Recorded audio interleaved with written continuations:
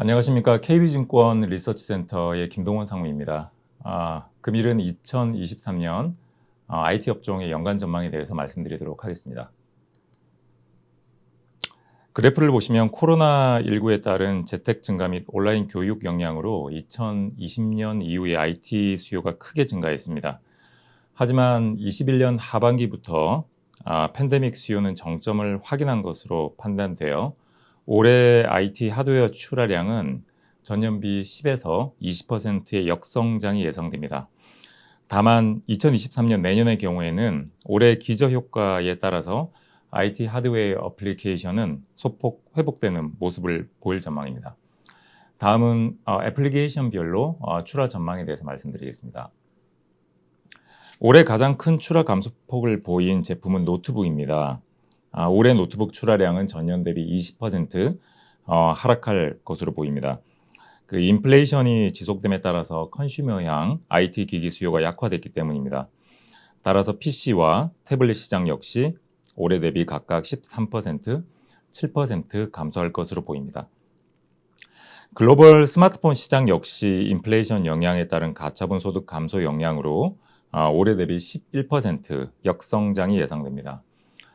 글로벌 TV 시장의 경우에도 올해 시장은 전년 대비 4% 역성장에 이어 내년에도 1%의 소폭 감소가 전망이 됩니다. TV는 LCD와 OLED로 나눠 볼 수 있습니다. LCD 시장의 경우에는 전년 대비 플랫할 것으로 예상이 되는 반면에 OLED TV는 유럽의 매크로 상황 악화로 역사상 최저 성장률을 기록할 것으로 전망됩니다.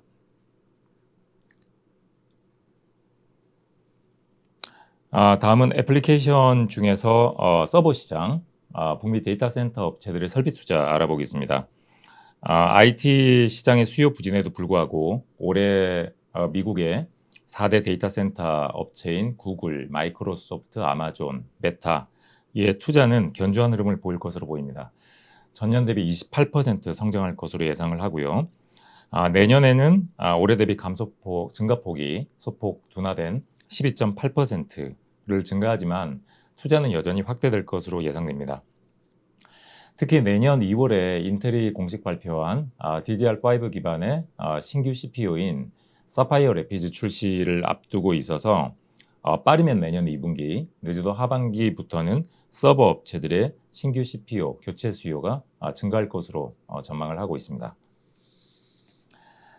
다음은 D램 수요의 가장 큰 비중을 차지하는 스마트폰입니다. 35% 차지하는데요. 글로벌 스마트폰 출하량은 올해 10% 이상의 역성장 이후에 내년에도 소폭 감소할 것으로 보여서 연간 기준으로는 12억 대 초반을 기록할 것으로 보입니다. 이는 2013년 10.5억 대 이후 최저 수준의 출하량이고요. 전반적으로 인플레이션, 금리 인상의 영향에 따라서 소비자들의 구매 여력이 낮아지면서 스마트폰 판매 부진은 이어질 것으로 보입니다. 다만 오른쪽 그래프를 보시면 내년 연간 글로벌 스마트폰 출하량은 상저하고의 흐름이 예상됩니다. 러시아 우크라이나 전쟁, 인플레이션 같은 문제들이 단기간 내 해결이 어려울 것으로 예상이 되지만 스마트폰 시장이 2년 동안 워낙 기저효과가 강했고 중국도 mRNA 백신 접종 이후에 2023년 내년 2분기 이후에 전면적인 리오프닝 효과가 기대되기 때문에 내년에는 단계적인 회복세를 전망을 하고 있습니다. 다음은 TV 시장에 대해서 말씀드리겠습니다. TV 시장의 같은 경우에는 전반적으로 올해와 유사한 수준의 성장률을 보일 것으로 보고 있고요. 이 역성장이 지속되는 이유는 그동안 TV 시장의 성장을 주도했던 OLED TV 시장이 내년에 역대 최저 성장을 할 것으로 전망되기 때문입니다.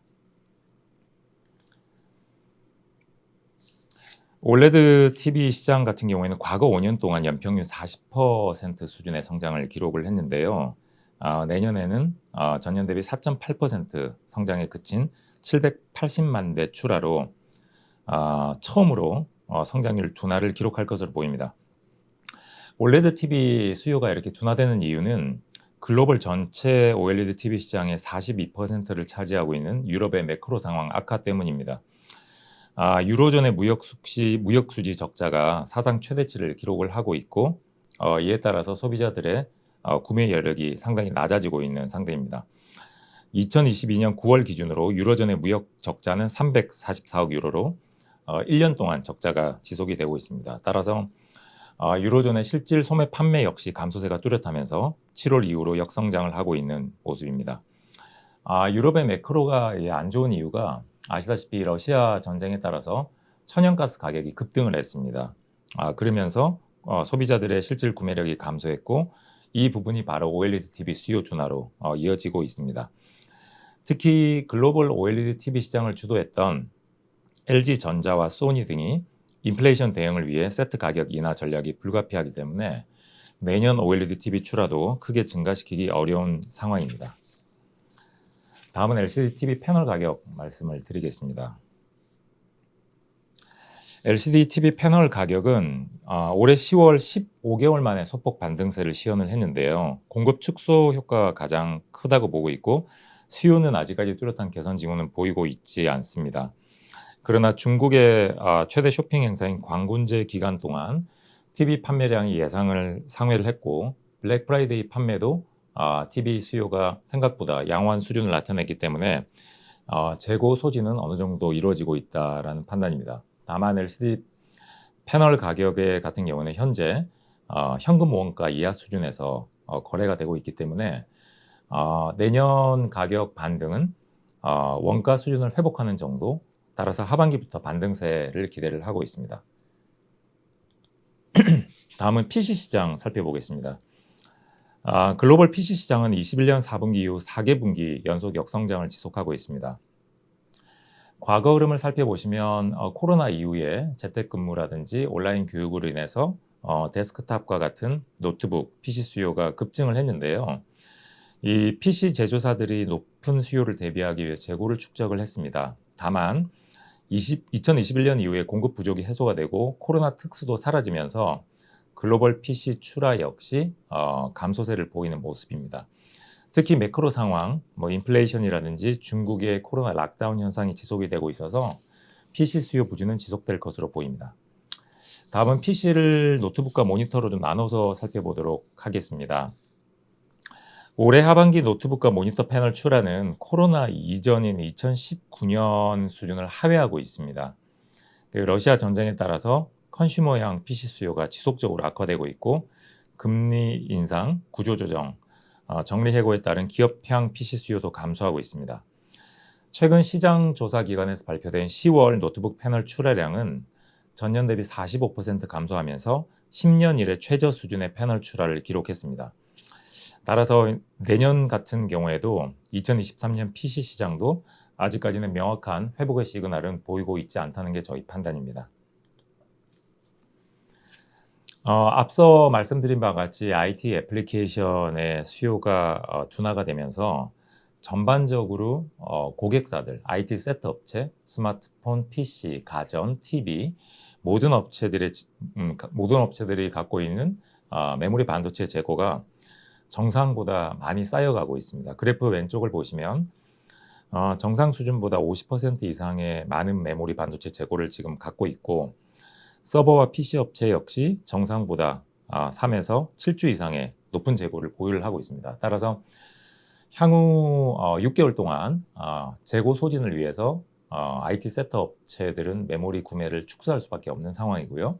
이에 따라서 오른쪽 그래프를 보시면 메모리 업체 삼성전자, SK하이닉스, 마이크론과 같은 반도체 업체들도 D램과 NAND의 평균 재고가 빠르게 지금 증가되고 있는 상태입니다. 글로벌 업체들의 보수적인 재고 정책으로 전환이 되면서 올해 삼성전자와 SK하이닉스의 D램 빅그로스 출하량인데요. 생산 출하량은 전년 대비 1% 증가에 그칠 것으로 예상이 되기 때문에 통상적으로 D램의 평균 빅그로스 10에서 15% 수준을 크게 하회할 것으로 보고 있습니다. 낸드 플래시 같은 경우도 20% 초반대 수준에 그치기 때문에 과거 30%대를 크게 하회할 것으로 예상을 하는데요. 앞서 말씀드린 바와 같이 글로벌 IT 하드웨어 세트 업체들의 재고도 많이 늘어나고 있지만 이 재고 조정의 수준이 역대급으로 빠르게 이루어지고 있기 때문에 올해 4분기 현재 메모리 반도체 업체들은 가격 하락 방어를 위해서 메모리 재고를 내부적으로 지금 비축하고 있는 상황입니다. 따라서 내년 상반기까지 스페셜 딜이라고 하는 특판을 통해서 가격 인하를 통해서 재고 소진을 나설 것으로 보이기 때문에 향후 6개월 동안과 DRAM과 NAND 플래시의 ASP는 하락할 가능성이 높을 것으로 보고 있습니다. 올해 9월 미국 마이크론 테크놀로지가 실적 컨퍼런스 콜을 통해서 그 반도체에 대한 선별적인 감상과 내년 설비 투자를 30% 이상 축소한다고 발표를 했고요. 낸드 업체인 일본의 키옥시아도 낸드 웨이퍼 인풋을 기존 대비 30% 이상 축소한다고 공식화했습니다. 이처럼 메모리 업체들이 감상과 투자를 축소하는 이유는 메모리의 반도체 공급 과잉과 ASP 급락 때문입니다. 따라서 이 같은 현상은 내년 글로벌 메모리 반도체 업체들의 설비 투자를 축소시킬 것으로 보고 있습니다. 따라서 글로벌 DRAM 설비 투자는 올해 대비 올해 투자는 17% 증가할 것으로 보이지만 내년 같은 경우에는 전년 대비 12% 감소를 하면서 2020년과 같은 유사한 상황을 시현할 것으로 보고 있고요. 낸드 같은 경우에도 투자가 전년 대비 감소할 것으로 저희가 예상을 하고 있습니다. 다음은 ASP 살펴보겠습니다. 올해 4분기 DRAM과 NAND ASP는 전분기 대비 20% 이상의 하락이 예상이 되고요. 이 같은 추세는 3분기와 유사할 것으로 보고 있습니다. 다만 내년 상반기에는 가격 하락폭이 둔화가 되면서 DRAM은 내년 하반기에 상승 전환, NAND는 하락폭이 둔화되는 모습이 보일 거로 예상을 하고 있습니다. 가장 큰 이유는 서버와 같은 아마존 업체, 모바일 스마트폰 업체, PC 업체들이 향후 6개월간 추가적인 가격 하락을 우려해 메모리 반도체 업체 큰 폭의 가격 인하를 요구하고 있기 때문입니다.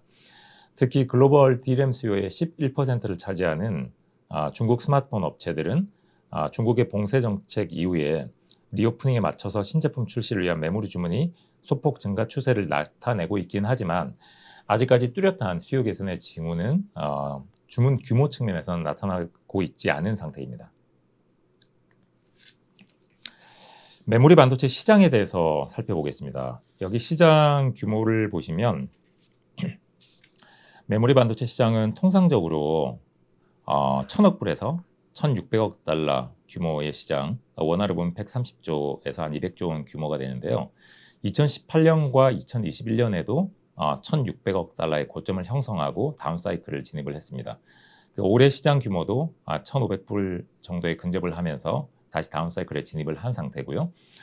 그래서 시장 규모가 올해는 전년 대비 7% 감소, 내년에는 올해 대비 25% 시장 감소세를 보이다가 2024년에 32%의 증가세를 저희가 예상을 하고 있습니다. 특히 최근 블룸버그 보도를 보시면 중국이 내년 중순 이후에 전면적인 리오프닝, 제로 코로나 완화 정책을 펼칠 걸로 보도가 되었는데요. 이렇게 되면 중국 스마트폰의 하반기 수요 개선을 기대할 수 있어서 DRAM 수요에서 가장 큰 비중을 차지하고 있는 중국 스마트폰의 수요 개선은 DRAM에 대한 수급을 개선시키는 요인으로 작용할 것으로 전망을 하고 있습니다. 지금 애플 아이폰 같은 경우에는 내년에 업황 부진에도 실적이 호조될 걸로 보고 있고요. 전반적으로 마켓 쉐어를 유지를 하고 출하 점유율도 18% 수준을 유지할 것으로 보고 있습니다. 다만 삼성전자 모바일 사업은 출하량도 감소하고 점유율도 20%로 소폭 감소할 것으로 보고 있기 때문에 스마트폰 시장이 글로벌 12억대 수준의 성장이 없는 제로섬 게임의 시장이라고 판단을 하면 아이폰의 시장 점유율 확대는 기타 경쟁 업체들의 점유율 하락으로 이어질 전망입니다. 아이폰 14 경우를 보시면 지금 역대 아이폰 판매 중에서 아이폰 프로라고 하는 하이엔드 제품의 매출 수요 비중입니다. 아이폰 12 같은 경우는 절반 정도, 13은 47%, 근데 올해 같은 경우에는 65%를 상회할 것 같고요. 10월 말 현재 이미 70%를 기록을 했기 때문에 애플은 하이엔드 쪽에 집중 전략을 가져갈 것으로 저희가 예상을 하고 있습니다. 특히 애플 스마트폰 같은 경우는 출하량이 내년에 전년 대비 2% 감소한 2.2억 대로 예상을 하고 있긴 하지만 하이엔드 중심의 제품 믹스 변경으로 인해서 경쟁사 대비 상대적인 양호한 실적을 달성할 것으로 예상을 하고 있습니다. 이 아이폰 14 프로 시리즈의 부품 공급 점유율인데요. 프로 시리즈에서 한국 업체들의 가장 부품을 많이 납품한 업체가 삼성 디스플레이, OLED 패널이고요. LG 노텍 카메라 모듈, 플렉서블 PCB인 BH라는 업체입니다. 아이폰 14의 부품 공급 점유율이 최소 65에서 85%까지 점유율을 유지를 하고 있고요. 이에 따라서 올해 아이폰 밸류체인 한국 업체들의 하반기 실적도 전년 대비 50% 이상 증가하면서 사상 최대 실적을 기록할 것으로 전망을 하고 있습니다. 다음은 애플의 향후 3년간 신제품 로드맵을 한번 살펴보겠습니다. 올해 아이폰 14이 나오면서 카메라 업그레이드가 6년 만에 이루어졌고요. 4,800만 화소로 내년 같은 경우에는 카메라 폼팩터가 전면적으로 변화될 것 같습니다. 그 잔망경 카메라라고 하는 폴디드 줌이 탑재가 되는데요. 이렇게 되면 이제 광학 줌이 10배까지 증가할 수 있고 소위 말하는 카툭티의 개선 현상, 스마트폰을 슬림화 구현이 가능하기 때문에 아이폰 14보다 조금 얇은 그리고 이제 광학 성능은 개선된 신규 아이폰이 출시될 걸로 예상을 하고 있습니다. 그리고 이제 내년 상반기에 XR 헤드셋이라고 하는 메타버스 하드웨어 기기가 출시가 되는데요. 여기에 이제 카메라 모듈과 3D TOF 모듈이 탑재가 되고 있고요. 이 1세대 버전 출시 이후에 2024년과 5년에 그 AR 글라스라고 하는 휴대성이 용이한 2세대 제품의 메타버스 하드웨어 XR 기기가 출시될 걸로 보고 있습니다. 이렇게 되면 결국 그 XR 하드웨어 시장은 빠르게 확대될 것으로 저희가 전망을 하고 있습니다. XR 시장을 조금 더 살펴보면 올해 글로벌 시장 규모가 1,800만 대, 내년 3,600만 대 수준 2배 정도 증가를 하는데요. 2024년은 올해 대비 3배, 그리고 25년은 1억 대, 2030년엔 10억 대 수준에 근접을 하면서 글로벌 스마트폰 마켓인 12억 대와 유사한 규모를 형성할 것으로 보고 있습니다. 이 10억 대 규모가 형성이 되면 결국 그 모바일 시장에서 스마트폰과 유사한 새로운 모바일 디바이스의 출현이 된다고 전망을 하고 있고요. IT 하드웨어 시장을 보시면 과거 한 15년 주기마다 새로운 애플리케이션이 나오면서 기존 제품을 잠식하는 카니발라이제이션 효과가 컸습니다. 아시다시피 아이폰이라는 제품이 2007년에 나오면서 기존의 PC를 일부 대체를 하면서 모빌리티가 개선이 됐고요.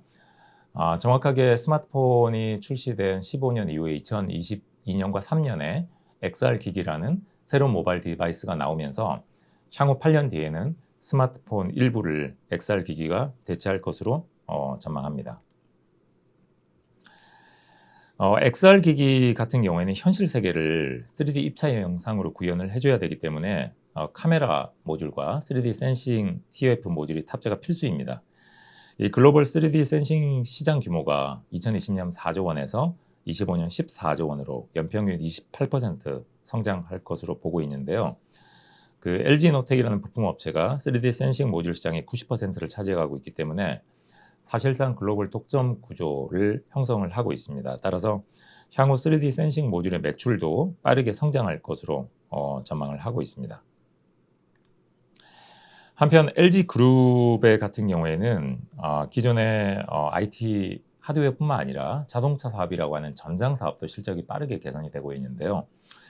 우선 올해 말 기준 LG그룹 전자 계열 3사인 LG전자와 LG이노텍, LG디스플레이의 전장 사업 수주 잔고가 전년 대비 32% 증가한 107조 원으로 추정을 합니다. 특히 LG 에너지 솔루션의 전기차 배터리 중심으로 전기차 관련 핵심 부품을 동시에 납품 가능한 사업 구조를 확보하고 있는 LG그룹 입장에서는 중장기적으로는 수익 구조를 컨슈머향인 B2C 중심에서 B2B 기업향으로 수익 구조를 다변화할 수 있는 기회라고 판단을 하고 있습니다.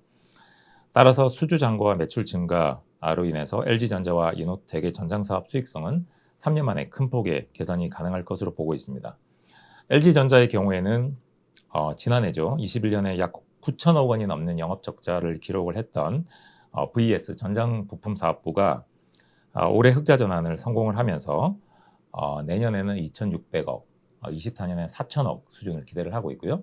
LG노텍도 21년에 800억이 넘는 적자를 기록을 하다가 올해 3분기, 4분기에 하반기 흑자 전환을 하면서 내년에 200억, 24년에 600억 이상의 흑자 기조를 유지할 것으로 전망을 하고 있습니다. 삼성전자에 대해서 말씀드리겠습니다. 삼성전자는 메모리 반도체 다운사이클에서 경쟁력을 확인할 것으로 보고 있는데요. 가장 큰 이유가 반도체 부분의 이익은 하락은 하지만 OLED, 중소형 OLED 중심의 디스플레이 사업의 이익 증가, 그리고 스마트폰과 가전 사업의 이익 방어력으로 인해서 다른 경쟁업체 대비 양호한 이익을 창출할 것으로 저희가 지금 전망을 하고 있습니다.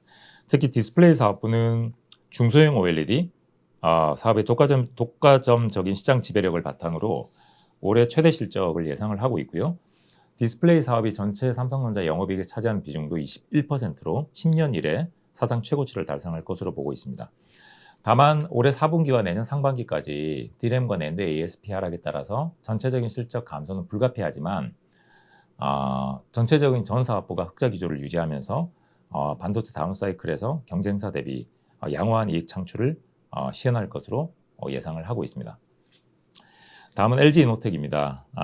최근에 아이폰 14의 중국 생산 차질, 일반 시리즈의 수요 둔화로 인해서 우려감이 커지고 있는 상황이긴 하지만 LG노텍 같은 경우에는 아이폰 프로 시리즈 하이엔드 중심의 매출 구조를 확보하고 있기 때문에 향후 ASP 상승에 따른 실적 개선은 유효할 전망입니다.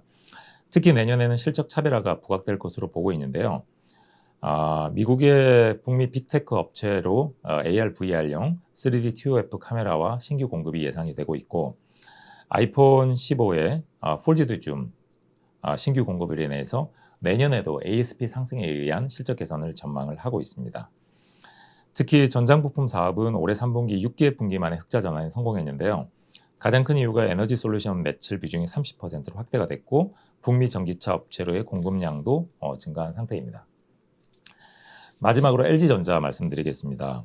LG전자는 이익의 핵심 축이라고 할 수 있는 가전 H&A 사업부와 TBH 사업은 다소 실적이 부진하지만 향후에 기업 가치, 밸류에이션 멀티플을 끌어올릴 수 있는 전장 부품 사업부 VS 사업이 9년 만에 흑자 전환을 하면서 전체적으로 기업 가치 개선을 기대를 하고 있습니다. LG전자의 VS 전장 부품 사업의 수주 잔고는 예상을 상회를 하고 있고요. 올해 말 수주 잔고가 전년 대비 38% 증가한 84조 원으로 올해 20조 원 이상의 신규 수주 증가가 예상이 됩니다. 따라서 중장기적으로 B2B 중심의 수익 구조 다변화로 흑자 기조가 예상이 되고 있습니다. 따라서 4분기 VS 사업부의 매출은 전년 대비 51% 증가한 2조 5천억으로 예상을 하고 있습니다. 특히 가전 사업은 인플레이션 확대와 금리 인상, 러시아 전쟁으로 인해서 전반적으로 가전에 대한 교체 수요가 되지만 둔화되고 또한 구매 여력도 감소가 되고 있지만 LG전자가 연매출 30조 원 이상의 가전 매출의 사업 구조를 확보한 것으로 예상이 되기 때문에 2023년 상반기에 가전의 성수기 부분은 어느 정도 수혜를 볼 것으로 예상을 하고 있습니다.